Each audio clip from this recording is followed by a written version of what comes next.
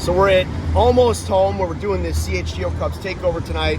Cody and Luke, we're excited obviously about the takeover. All the tickets sold. We're going to be at section 425. But the big story before the game, Cody, man, it's bad news. Bad news. Not great news. Marcus Stroman, that rib cartilage we were talking about on yesterday's podcast, now they come back and tell us, oh, it's a cartilage fracture. When I hear fracture, no timetable for his return. I'll be the buzzkill here. He's probably done for the season. And I'm not a doctor, but you're talking about something that has to heal on its own before he could start rehabbing. He won't be able to throw in the meantime because that would impact it. So he's going to have to shut down his arm, heal that up, and somehow have time to do that, and then likely a rehab start. Yeah. I don't think there's enough time in the season, even if everything went well. It's devastating. yeah, we've talked about it the last handful of weeks. Without him, it's going to be real tough for them to even sniff the playoffs at this point. They're going to need guys to step up. It's going to be a real test whether, the ass man, Javier Saidu, goes tonight, if he just keeps pitching like a god like he did in Toronto, or, if they call up Jordan Wicks or Ben Brown. Yeah. I feel like it's finally time for one of those two to get an opportunity. But in the short term, this sucks because now you're down a starter and you've already had some inconsistency from guys who are healthy. And what's crazy is the beginning of the year, the rotation honestly was a big part of keeping them afloat.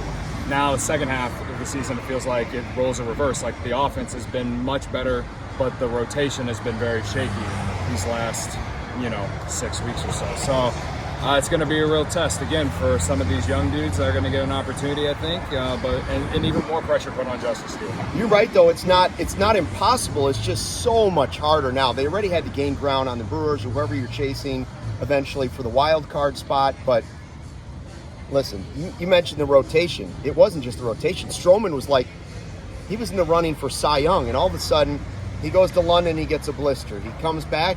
He has 6 starts where he's the worst pitcher in baseball. Then he has a hip injury that he needs a cortisone shot. Now he comes back from that. He's about to come back to it tonight.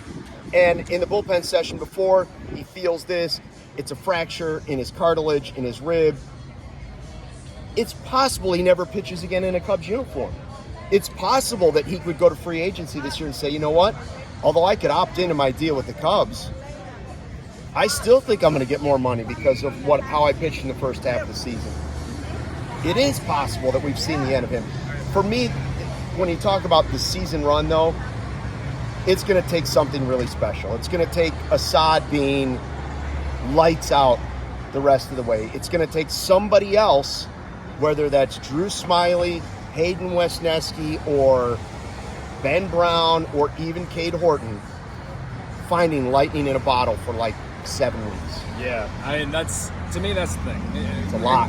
In regards to Stroman, to me it's now it feels like he might opt in. I think that for someone who doesn't have injury history, for it to now pop up at the wrong time, I don't think teams are going to forget that. So again, that's something we can talk about in 3 months. But hopefully, hopefully some of the good, the positive of it, maybe it's not going to take 2 months to heal.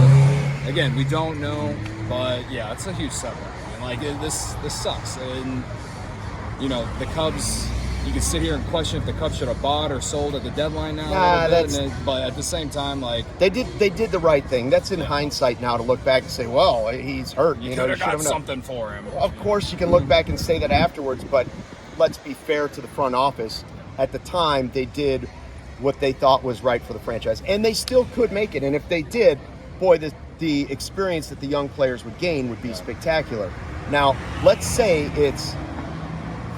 what if Cade Horton gets a shot? He's only been at 2 games at AA, former first-round pick. So now you're making a Nico-like leap to the big leagues and throwing him into a playoff race.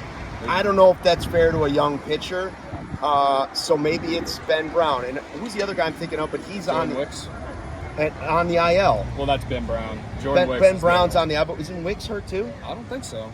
I'd have to look that up. I don't think so. Ben Brown just seems unlikely because of the injury stuff. You're going to want some guy to press down the stretch and risk his future. Now, and we don't really know why this happened with Marcus Stroman, right?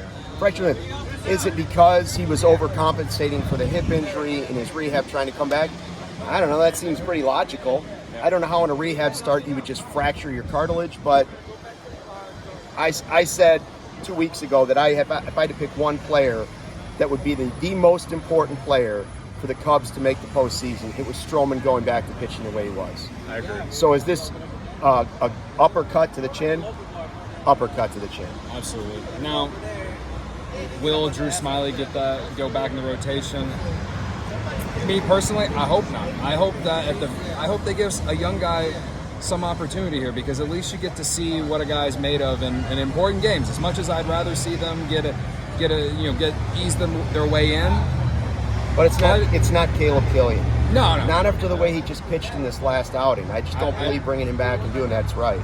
I don't either. But maybe it's the piggyback role. Maybe it's Wesneski and Smiley. I don't know. But it's a tough pill to swallow right now, because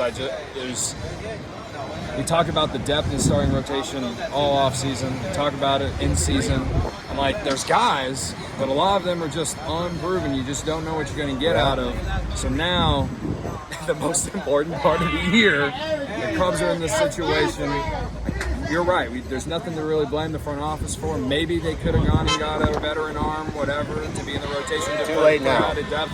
But other than that, they've done everything they can in terms of fixing the offense a little bit. Got the bullpen shirt up. The starting rotation's in question now. And again, Justin Steele, a lot more pressure on him, and he's already thrown more innings than he's ever thrown in his entire career. It's going to be very interesting to see how this plays out.